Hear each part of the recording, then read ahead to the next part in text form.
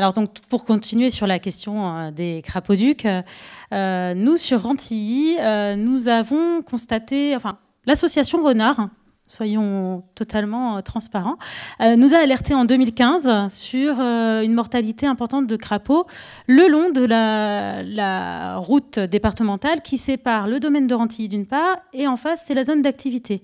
Donc ils nous ont alertés et puis en 2017 on a constaté par nous-mêmes de toute façon qu'il y avait encore plus de 500 individus qui étaient écrasés le long de cette route sur la période de février. Donc en période de migration prénuptiale, comme l'a évoqué M. Desmier. Ça s'explique facilement. On est dans un parc boisé, donc un milieu favorable pour accueillir l'hiver, l'automne, l'été, les crapauds. Et en face, on a un bassin. Donc eux, ce milieu humide les attire en période de migration prénuptiale.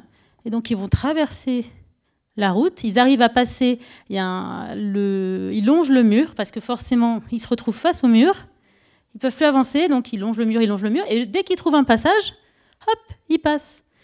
Et bien, la nuit, la route, elle est utilisée. Donc, le matin, on constate, sur environ une trentaine de mètres, un linéaire de 30 mètres, tous ces individus de crapauds écrasés, donc entre février et avril. Parce qu'en fait, ils passent, donc ils font leur migration prénuptiale, et puis 3 semaines, 1 mois à peu près après, je pense, ils repassent. Et là, s'ils ne se sont pas fait avoir au premier... Enfin, sinon, ils ont beaucoup de chance. Du coup, on a eu ce problème-là, et on a cherché des solutions. Il y avait la solution temporaire, qui était, comme ça a été évoqué, on va demander à la mairie de fermer la route. Il va pleuvoir ce week-end, il va y avoir de la migration, on va fermer. C'est compliqué, on est sur une route départementale... Voilà, il y a des choix à faire. Puis on s'est dit, on a peut-être d'autres solutions. Et puis en cherchant un petit peu, puis en discutant aussi entre services, dans le cadre des aménagements des liaisons douces sur le long de la zone d'activité, donc de l'autre côté de la voirie, a été préservé un souterrain. Il n'a pas été condamné. Et puis on nous évoque le fait qu'il y a cette présence de souterrain et qu'en tout cas, il est ouvert côté bassin. Alors on cherche et puis on se dit finalement, le mieux, ça serait peut-être de le réouvrir. Donc on est intervenu en juin pour creuser et on a trouvé le passage et le passage est opérationnel. Alors ça ne veut pas dire que tous les crapauds vont être sauvés parce qu'il faut qu'ils trouvent encore ce passage-là et il faut qu'ils n'en trouvent pas d'autres. Voilà, alors on s'est dit la signalétique. Donc ce que je vous propose... alors la signalétique, on en mettra, mais pas pour les crapauds.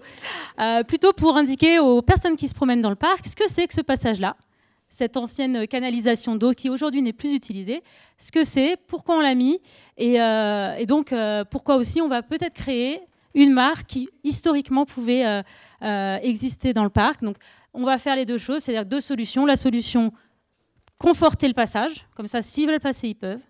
Donc il y a d'autres choses qu'on va devoir faire plus que de réouvrir le simple passage. Et d'ici quelques mois, créer un milieu favorable pour faire en sorte que certains se disent « bon, finalement, on est pas mal dans le parc ». Donc, je vous propose d'aller. On en a pour une dizaine de minutes de marche. Il passe un peu plus haut. Il y a juste à 25 mètres plus haut, il y a l'accès de chantier, enfin l'accès de chantier, il y a une porte et ils peuvent passer en dessous. Donc là, c'est un problème qu'il va falloir aussi lever. Ils passent le long du mur, quand ils remontent comme ça vers le mur, ils trouvent un passage, s'ils n'ont pas trouvé celui-là, un peu plus haut. Le mur, il n'est pas très très haut. Et du coup, les crapauds ne sautent pas, contrairement aux grenouilles, mais ils arrivent à passer. Donc la solution, ça serait de relever le mur pour qu'ils ne puissent pas passer puisqu'ils ne sautent pas. Donc ça, c'est ces 2 difficultés qu'on va devoir lever. Parce qu'au final, comme on a trouvé le passage, le bassin est juste en face. Donc en plus, Royal, c'est le plus court chemin presque.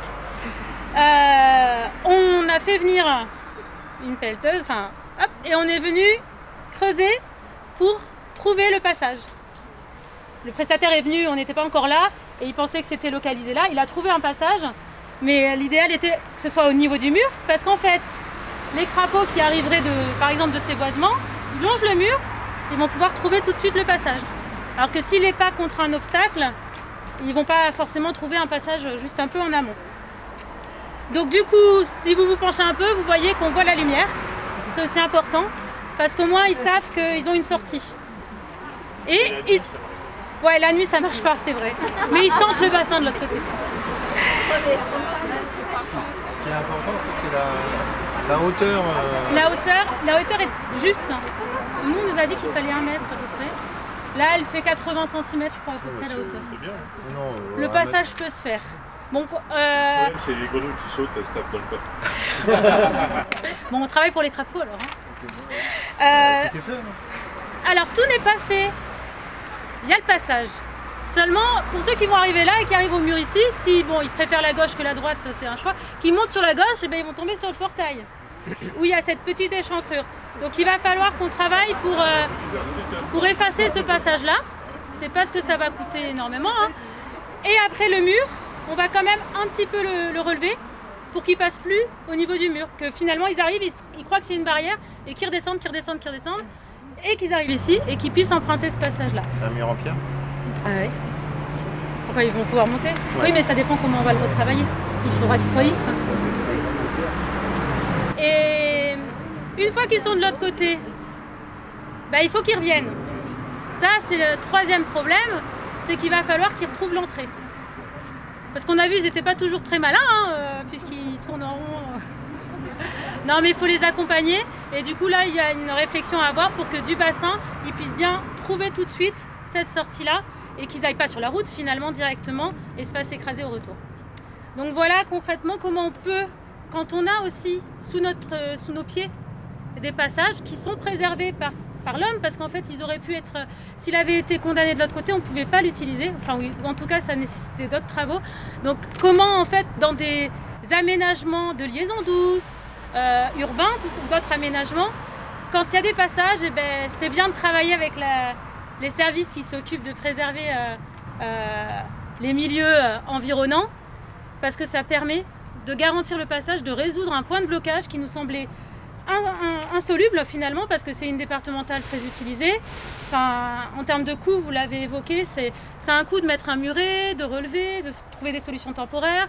Donc tout ça, c'est possible parce que ça a été préservé et qu'on a un héritage sous le sol qui existe et qu'il faut valoriser. Il faut penser aussi au moment des créations de voiries ou des rénovations de voiries. Ouais. C'est-à-dire que quand les travaux sont faits pour décaper la route, ça coûte pas très cher de faire une tranchée et de mettre le passage, alors que s'il faut faire la tranchée quand la route existe, c'est plus problématique. Donc il y a des fois, c'est de la réflexion préalable aussi pour ces aménagements-là, pour qu'au moment des travaux, on pense à faire le passage. Et ce qui est important finalement, on essaie de le faire, c'est pas toujours le cas, mais de la transversalité entre services. Parce que si on n'indique pas qu'il y a un point de blocage au service qui s'occupe de la voirie, ils vont pas forcément y penser. Donc nous, on essaie de travailler avec ça, avec la direction des services techniques.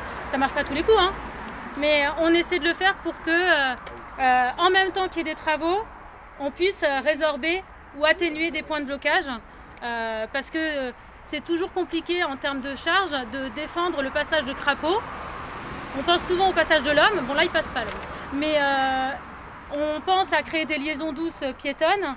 Mais il faut, en même temps qu'on crée ces liaisons douces piétonnes, anticiper le fait que ça peut être un passage pour la grande faune, quand on travaille au-dessus de l'autoroute ou des voies SNCF. Je sais pas, elle est en train de parler de collégien. Non, mais j'évoque le fait d'autres problèmes sur le territoire. Même si on ne pense pas à la biodiversité, il faut savoir aussi que les animaux sur la route, c'est des risques d'accident.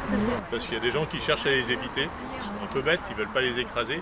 Et donc on peut avoir des accidents aussi graves parce qu'il y a des animaux qui passent sur la route. Donc si on arrive à concilier les deux, c'est aussi intéressant et des fois ça apporte plus en sensibilité auprès des services ou des élus de dire oui, on évite un accident si on fait ce petit aménagement.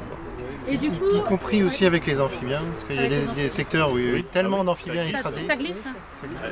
Et d'autant plus que quand ils se déplacent, c'est humide. Et c'est important, ce matin on évoquait CETIA, tout ce qui est inventaire de ce qu'on peut être amené à rencontrer sur la route. Et ces inventaires permettent de confirmer que les animaux passent par là.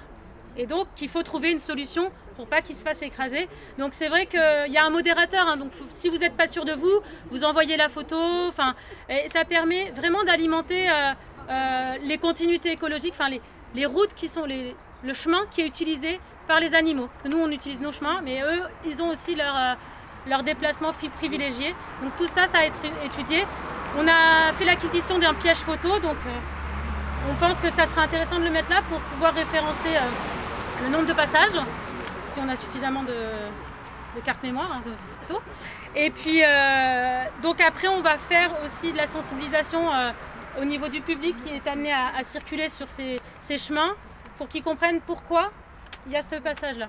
C'est pas un danger, au contraire, faut pas s'en approcher trop, hein, c'est sûr, mais il faut aussi prendre conscience que c'est tout simplement pour préserver les animaux qui vivent dans le boisement. Voilà. Merci. Donc il faut faire le chemin retour, puis il y a le repas.